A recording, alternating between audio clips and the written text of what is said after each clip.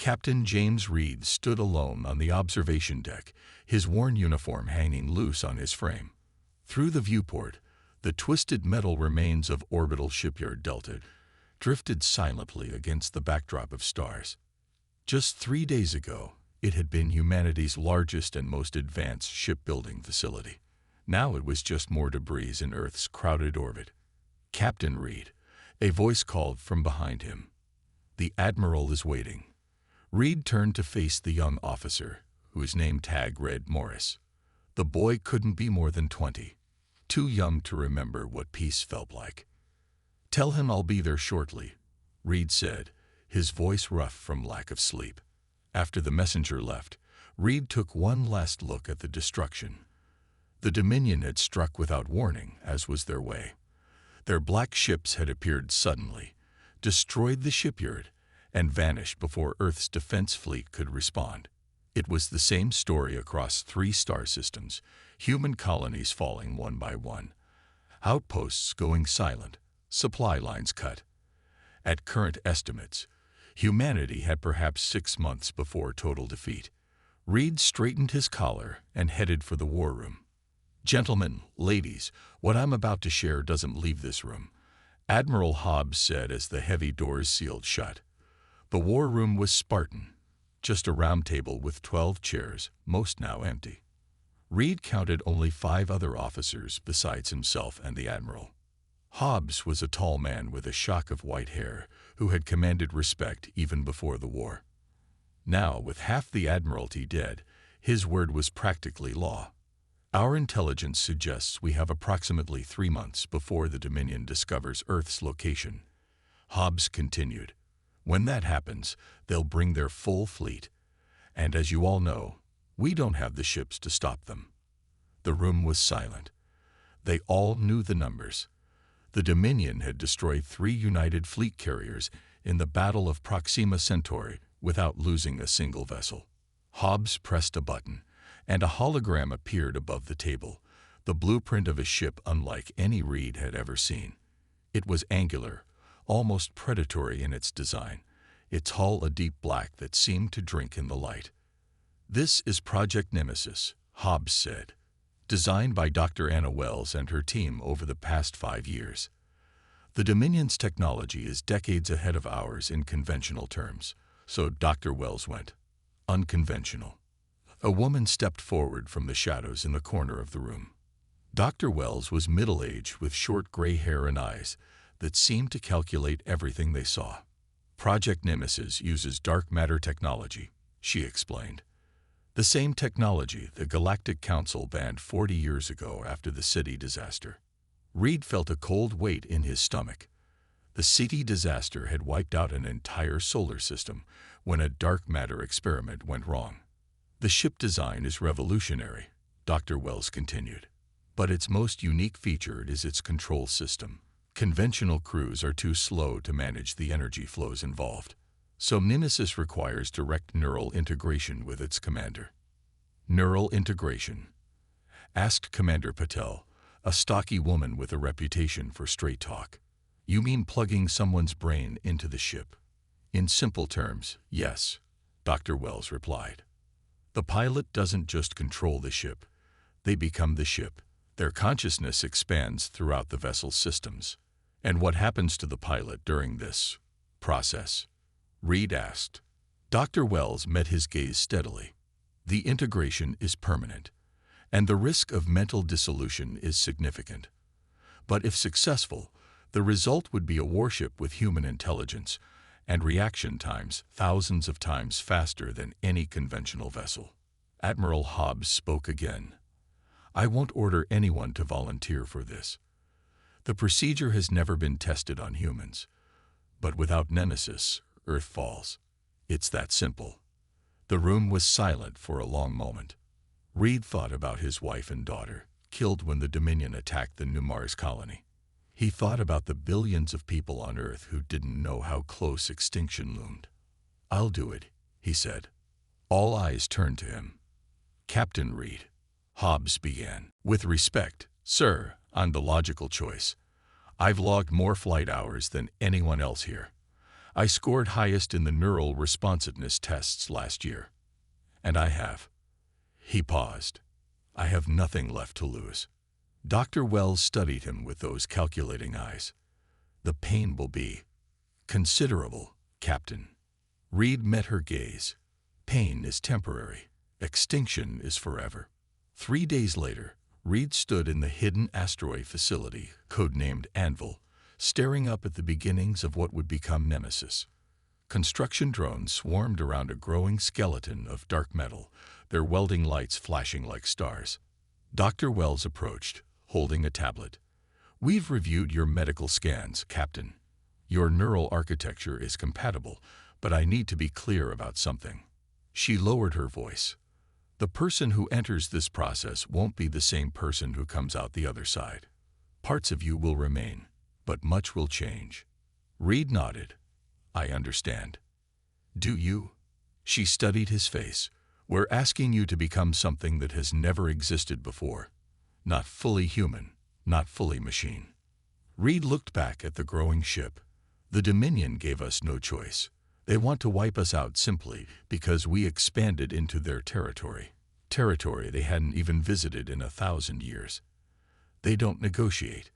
They don't accept surrender. So we adapt or we die. Dr. Wells sighed. The preliminary neural mapping begins tomorrow. It will involve daily sessions for the next month, each more intensive than the last. Will it hurt? Yes. Reed smiled grimly. Good. Pain reminds us we're still alive. As Dr. Wells walked away, Commander Patil approached. She had been assigned as military liaison to the project. Brave or crazy? She asked, nodding toward the ship. Is there a difference these days? Reed replied. Patil laughed, though there was little humor in it. The engineering team is worried about material shortages. We lost most of our rare earth supplies when we lost the Luna mines. We'll make do, Reed said. Humans are good at that. Alarms suddenly blared throughout the facility. Red emergency lights flashed as a voice announced over the speakers. Containment breach in Laboratory 3. All personnel evacuate immediately. Reed and Patil rushed toward the source of the alarm. The project was less than a week old, and already the dangers were making themselves known. As they ran, Reed couldn't help but wonder if humanity was desperate enough yet to succeed, or merely desperate enough to try. Behind them, the skeletal frame of the most dangerous warship ever conceived waited in the darkness, hungry to be born. The containment breach in Laboratory 3 left 2 engineers dead and valuable equipment destroyed. Reed helped carry the wounded to the medical bay, his uniform stained with blood that wasn't his own. As the medical team worked frantically to save lives, Dr. Wells stood in the corner, her face pale. It was the dark matter stabilizer, she said quietly when Reed approached her. We tried to rush the calibration. Will this delay the project? Reed asked. She looked at him with tired eyes. Captain, we're trying to build in 3 months what should take 3 years. Everything will delay the project. The next morning, Reed lay on a cold metal table as technicians attached sensors to his head. The first neural mapping session was about to begin. This will feel unusual, Dr. Wells said, standing over him. Try to stay relaxed and let your mind drift. When they activated the machine, Reed felt like his skull was being filled with ice water. His vision blurred, then sharpened to painful clarity. He could suddenly count the dust particles floating in the light above him. Brain activity increasing, one technician reported. Neural pathways responding well to stimulation. Reed tried to speak, but his mouth wouldn't obey. Instead, strange symbols flashed behind his eyes. Ship schematics, power calculations, weapon systems he somehow understood despite never seeing them before. The session lasted 4 hours. When they finally disconnected him, Reed vomited on the floor and couldn't stand without help. That was good progress, Dr. Wells said, helping him to a chair. Your mind accepted the initial patterns better than expected. Reed wiped his mouth with a shaking hand. If that was good, I'd hate to see bad. Weeks passed. The skeleton of the Nemesis grew larger in the construction bay. its black hull absorbing light rather than reflecting it. The material was a special alloy laced with dark matter particles, making it stronger than anything humanity had ever built. Reed's daily neural mapping sessions grew longer and more painful. After each one, the headaches lasted longer, and strange dreams haunted his few hours of sleep. He dreamed of floating in empty space, but instead of arms and legs, he had weapons and engines. He dreamed of stars seen through sensors instead of eyes. Commander Petal found him in the mess hall one night, staring blankly at an untouched meal. "You look like hell, Reed," she said, sitting across from him. He managed a weak smile. "Just tired." "The engineering team is fighting again," she said. "Military crew versus civilians. Resource allocation disputes." Reed nodded absently. The military personnel wanted to prioritize weapons systems, while the civilian engineers insisted on perfecting the dark matter core first. "We need to boost morale," Patel continued. "People are burning out." Reed looked around the sparsely populated mess hall. The faces he saw were haggard, with dark circles under their eyes. Everyone was working 18-hour shifts. "What do you suggest?" he asked. "A speech might help. From you. You're the one who's going to pilot this thing. People respect that." Reed laughed bitterly. "I'm not sure pilot is the right word anymore. Dr. Wells says my consciousness will spread throughout the ship's systems. I'll be the ship, not just its driver." Patel's expression grew serious. "Do you regret volunteering?" Reed thought about it. The pain was getting worse. Yesterday, he'd found himself writing in a language he didn't recognize, symbols from the ship's programming that had somehow leaked into his conscious mind. "No," he finally said. "Someone has to do it." The next day, disaster struck.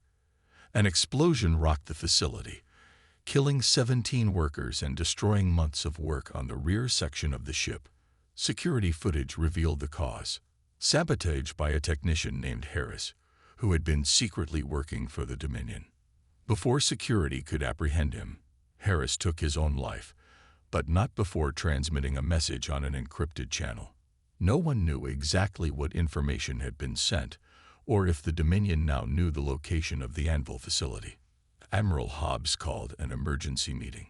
"We may need to evacuate and relocate," he said grimly. "If the Dominion knows we're here, we can't move the ship," Dr. Wells interrupted. "It's too integrated with the facility now. Moving would set us back months we don't have." "Then we need better defenses," Commander Patel argued. As the arguing continued, Reed noticed the defeated looks on the faces around the table. Morale had completely collapsed. The sabotage had broken something in the tight-knit community of the Anvil. He stood up suddenly, silencing the room. "The Dominion wants us afraid," he said, his voice stronger than it had been in weeks. "They want us divided." That technician didn't just plant a bomb. He planted doubt. Reed walked around the table slowly. "We've lost good people. We've lost time and resources.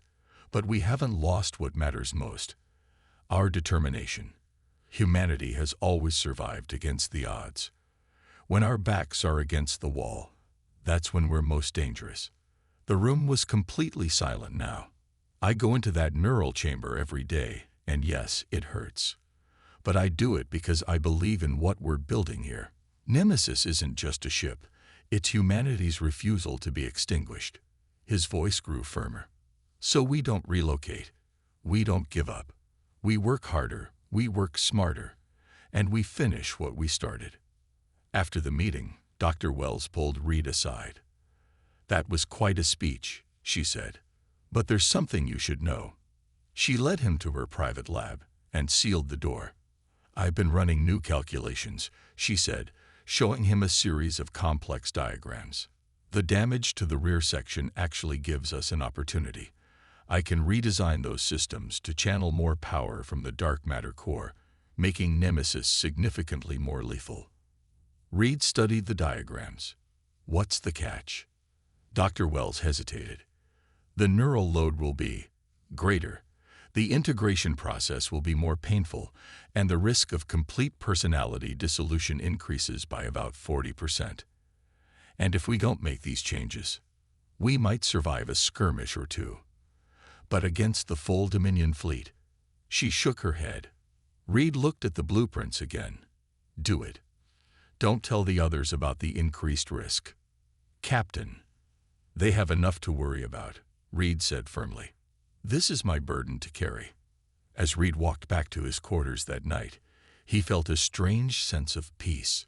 The headache that had plagued him for weeks had finally subsided, replaced by a clear purpose.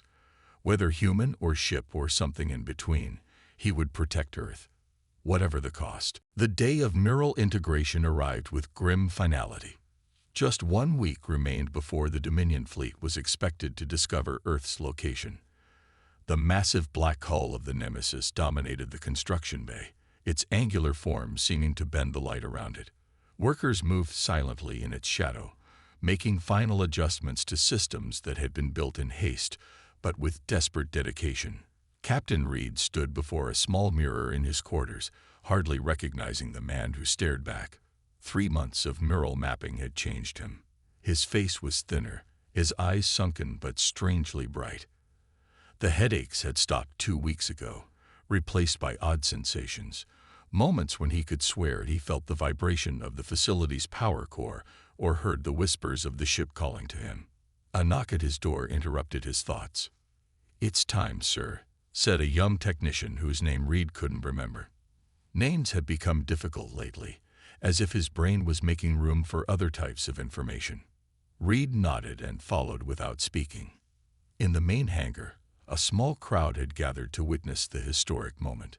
The integration chamber had been constructed at the very heart of the Nemesis, a spherical room surrounded by dark matter containment fields that pulsed with deep blue energy. Commander Patul was waiting for him by the entry ramp. Her usual stern expression had softened. "James," she said, using his first name for the first time in their years of service together. "You don't have to do this." Reed looked past her to the waiting ship. "Yes, I do." "Then come back to us," she said. "Whatever happens in there, find a way back." Reed squeezed her shoulder gently. "Keep Earth safe if I can't." Admiral Hobbs approached next, his face a mask of professional composure, but his voice betraying his emotion. "Captain Reed, on behalf of Earth and all her colonies, I thank you for your service." One by one, the senior staff said their goodbyes. Reed accepted their words with quiet dignity, but his mind was already halfway inside the ship. He could feel it pulling at him, like the gravity of a planet he was falling toward. Finally, Dr. Wells led him to the integration chamber. Inside, a single chair waited, surrounded by equipment that looked more like a torture device than medical technology. Cables hung from the ceiling, ending in neural interfaces designed to connect directly to Reed's spine and brain. "The procedure will take approximately 72 hours, Dr. Wells explained, her clinical tone betrayed by the tremor in her hands as she checked the equipment one final time. "We'll sedate you for the initial connections, but you'll need to be conscious for the neural pathways to form correctly." "Will it hurt?" Reed asked, repeating the same question he'd asked months ago when this journey began. This time, Dr. Wells didn't answer directly. Instead, she said, "I've made some adjustments to the pain management system, and I'll be monitoring everything from the control room." Reed nodded, understanding the unspoken answer. It would hurt more than anything he'd ever experienced. "I modified the designs," she admitted quietly. "The ship is more powerful than we initially planned, but the integration will be more complete. Your consciousness will extend further into the ship's systems than we originally intended." "You didn't tell me," Reed said, though without accusation. "You didn't ask," she replied. "And we needed every advantage." She paused. "I'm sorry, James." Reed sat in the chair and looked up at the mass of cables. "No apologies, Doctor. We do what we must." As the medical team prepared him, attaching monitors and inserting IVs, Reed closed his eyes and thought of Earth. Blue oceans and green forests he'd barely seen in his years of military service. Whatever happened next, it would be for them. For everyone. "Beginning sedation," announced a medical technician. The world faded to gray, then black. Pain. Reed awoke to a universe of pain.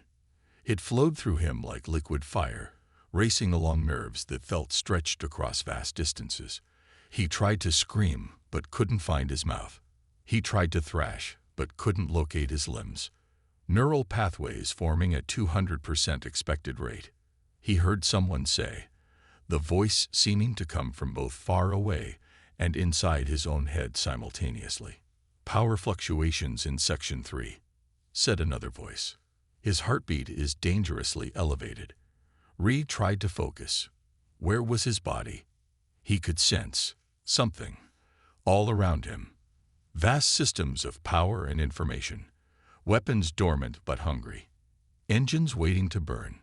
Sensors that could taste the radiation of distant stars. The pain redoubled. And this time he did scream. The sound echoing not from a human throat, but through the metal corridors of the ship, making instruments vibrate and lights flicker. "He's accessing the audio systems," someone shouted in. Time lost meaning. Reed floated in an ocean of agony and information. Sometimes he would catch glimpses of his old life, flying his first ship, meeting his wife, holding his daughter. But these memories felt increasingly distant, like stories he'd been told rather than events he'd lived. New awareness flooded in. He could feel every centimeter of the Nemesis's hull, sensed the minute vibrations of the construction crews moving across his skin.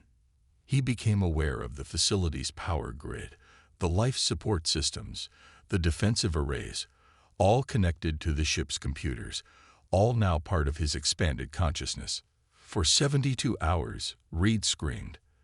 The sound echoed through the ship, then gradually changed, becoming less human, more harmonic, as if the ship itself were learning to use his voice.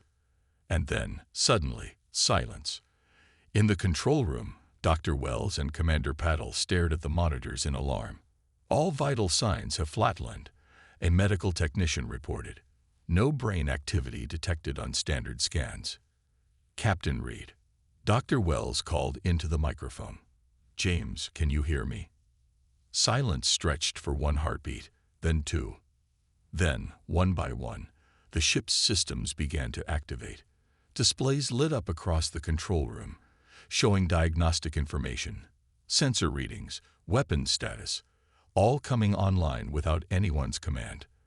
The massive engines hummed to life, sending vibrations through the entire facility. "What's happening?" Commander Paddle demanded. Dr. Wells stared at the readouts in awe. "The integration. It worked, but differently than we expected. Look." She pointed to a neural activity scan that showed patterns spreading throughout the ship's entire electronic infrastructure. His consciousness isn't centered in his body anymore. It's distributed throughout the Nemesis. The lights in the control room dimmed, then brightened, then pulsed in a steady rhythm like a heartbeat. "Captain Reed." Dr. Wells tried again. "Are you there?"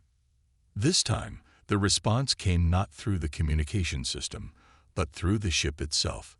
Every speaker, every display, every vibration in the hull shaped the words with perfect clarity. "I am the Nemesis now." The voice was Reed's, but also something more, deeper, resonant with power and strange harmonics.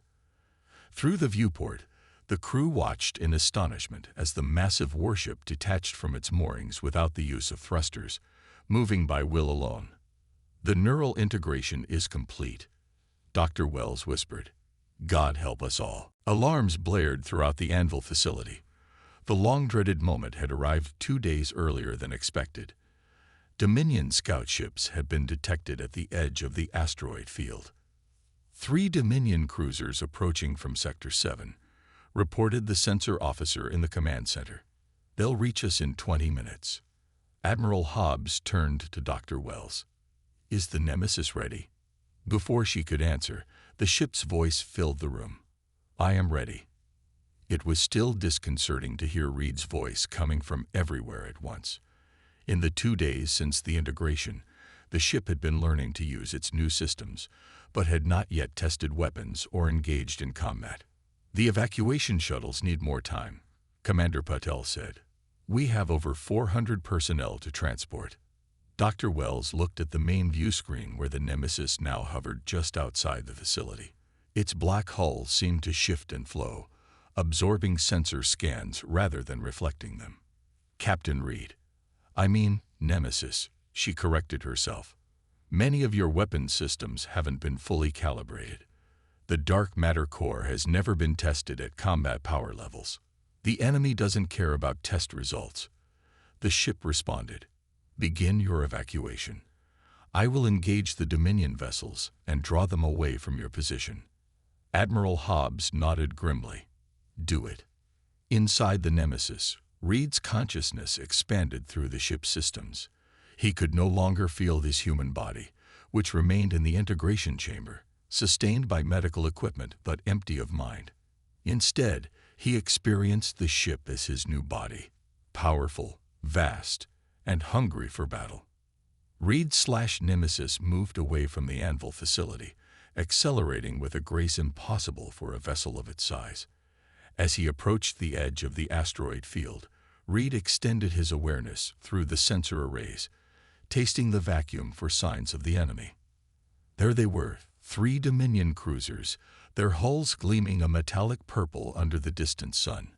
They moved in perfect formation, their sensors sweeping the asteroid field. Reed hesitated. How did one aim weapons when one was the weapon? How did one fly when one was the ship? 1,000 thoughts competed for his attention. Power levels in all sections, weapons charging status, shield integrity, navigation data. The Dominion ship's projected course. It was overwhelming, like trying to listen to 100 conversations at once. The lead Dominion cruiser fired first, a pulse of energy that Reed barely detected in time. He jerked sideways, the movement clumsy and uncoordinated. The energy blast grazed the Nemesis's port side, sending pain shooting through Reed's consciousness. "Focus," Reed told himself, his voice echoing through his own corridors. One system at a time. He concentrated on the weapons first. The Nemesis carried a main dark matter cannon and 16 smaller energy turrets. Reed activated 2 of the turrets, targeting the lead Dominion ship. The weapons fired, but Reed's aim was off. The energy bolts disappeared harmlessly into space. All 3 Dominion cruisers fired in response. This time, Reed couldn't evade. Multiple hits rocked the Nemesis, damaging the outer hull. Reed felt each impact as if it were striking his own flesh. He screamed, the sound reverberating through the ship. "Captain." Dr. Wells's voice came through the communication system. "Your shield modulation is off. Adjust to frequency 937. Reed tried to comply, but coordinating so many systems at once was still beyond his ability. The Dominion ships pressed their advantage, circling the Nemesis and firing from multiple angles. Behind him, Reed sensed the evacuation shuttles beginning to leave the Anvil facility. He had to buy them more time. Something shifted in Reed's awareness. The human part of him, the part still clinging to memories of family and duty, began to recede. In its place rose something colder, more calculating, yet burning with purpose. The dark matter core at the heart of the ship pulsed in rhythm with his rage. "Enough," Reed/Nemesis said, and this time the voice that echoed through space carried deadly intent. Reed stopped trying to control each system individually. Instead, he surrendered to the ship's design. The neural pathways Dr. Wells had created allowed for instinctive control, like moving a limb without conscious thought.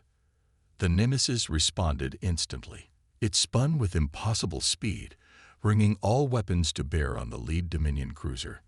The dark matter cannon fired for the first time, a beam of pure black energy that seemed to bend space itself. The Dominion ship didn't explode. It imploded, crushed from all sides as the dark matter disrupted its structural integrity. The remaining 2 cruisers broke formation, clearly shocked by the sudden destruction of their leader. Reed pursued the closer one, moving faster than any ship of the Nemesis's size should be able to move. His sensors detected a weakness in the enemy's shield configuration, a gap that appeared for just milliseconds when they fired their main weapons.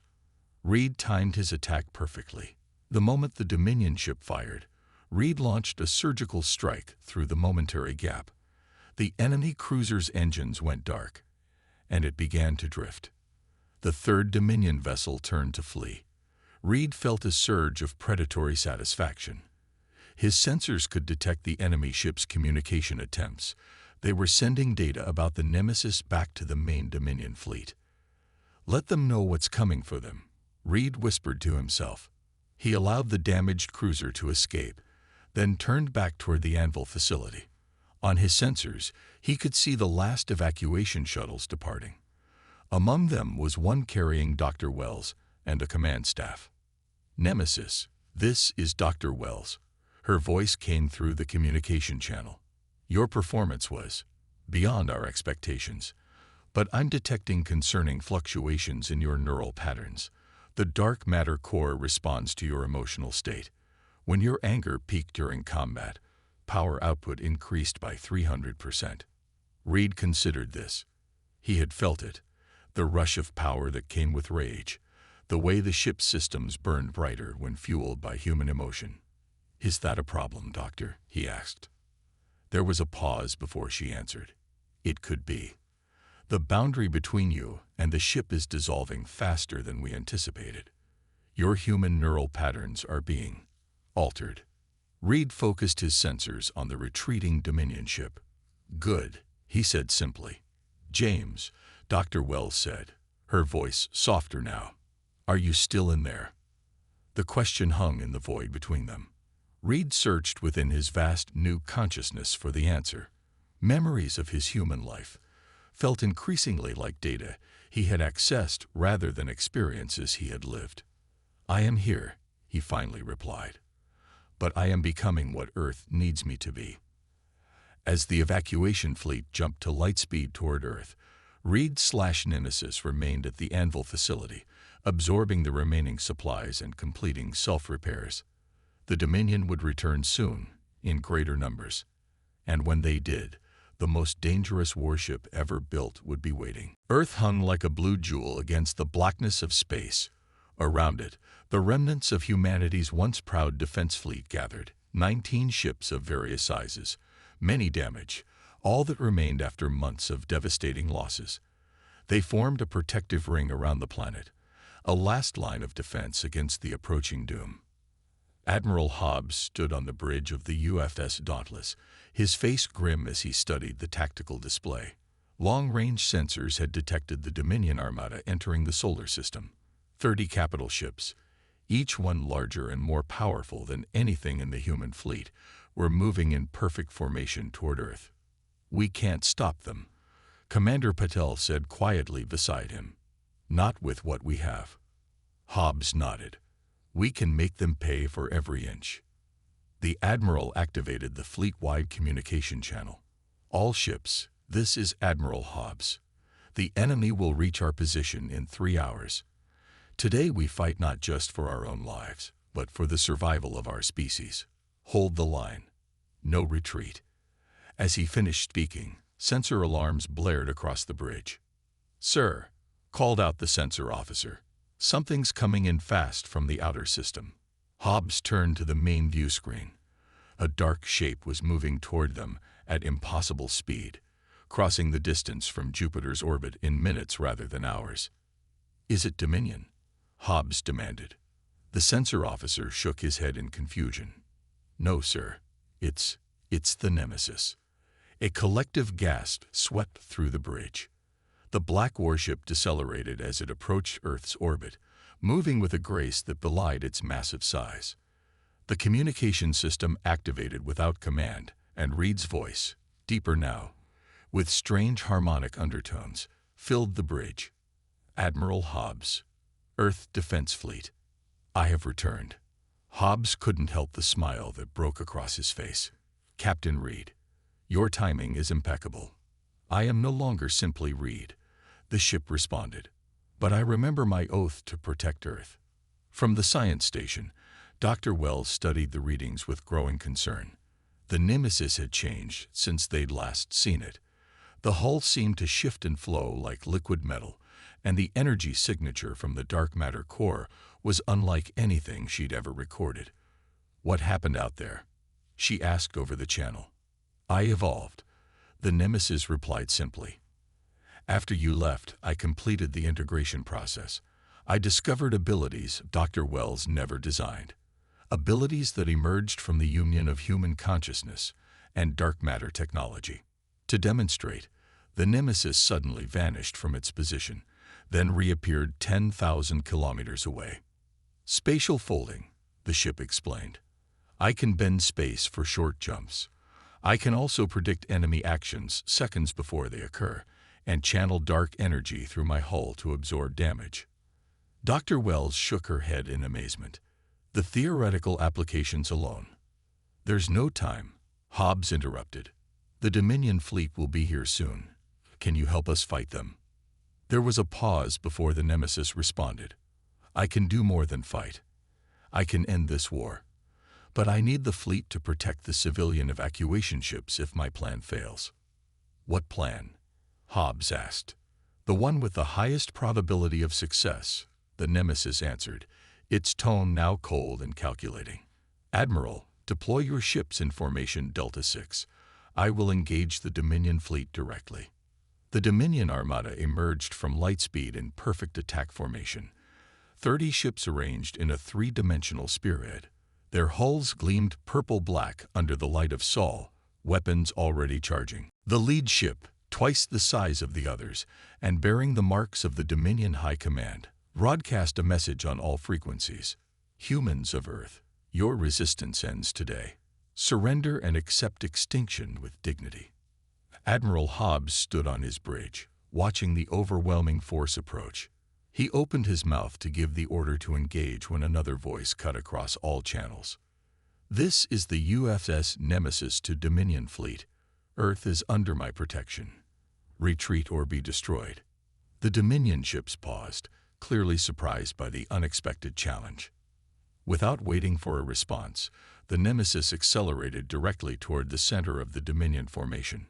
It moved faster than any human or Dominion ship, weaving through the first volley of enemy fire with impossible precision. The Nemesis fired its main dark matter cannon, the beam cutting through the shields of a Dominion destroyer as if they weren't there. The ship imploded, crushed by forces that defied conventional physics. The Dominion fleet responded with coordinated fire, dozens of energy beams converging on the Nemesis.